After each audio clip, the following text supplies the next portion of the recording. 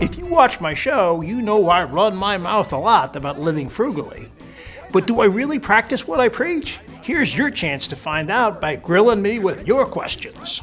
First up, Seamus Molar asks, how much money do you save by not driving?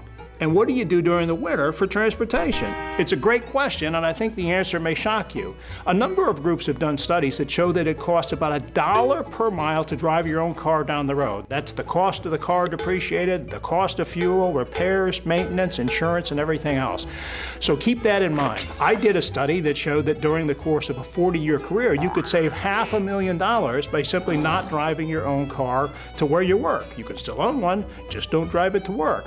I think the important thing is this. Of course, depending on where you live, you may not be able to bike or walk or take public transportation every day, but if you think about $1 per mile, you'll find yourself using your car that much less and saving a boatload of money.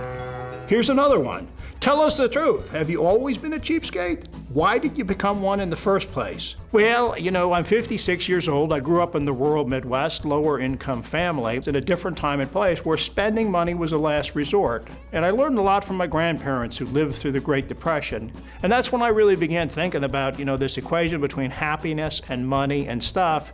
And I came to the conclusion that there's a big difference between making a good living and making a good life.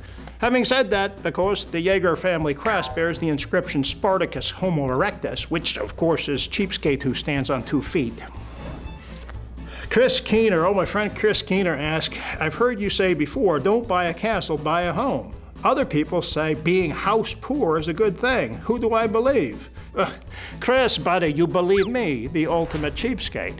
I very much believe in the dream of home ownership, but I believe you should buy a modest-sized home, one you could afford when you're first starting out, and stay there just as long as you can, probably like your parents or grandparents did. Pay it off as quickly as you can, settle into that home, make it your own home, get to know your neighbors, become part of the community. It's going to make a huge financial difference to you during the course of your lifetime, and it can really change our communities and our society for the best. Hey, thanks so much for sending me your questions, and remember, there's no such thing as a free lunch, but there is such a thing as free advice here on the show. Ask me anything you'd like, and I'll try my best to answer you next time. I'm Jeff Yeager for The Cheap Life. Stay curious and stay cheap. Make sure you check out my other videos. Leave a comment and let me know what you think of our show. Subscribe to The Cheap Life. It's free.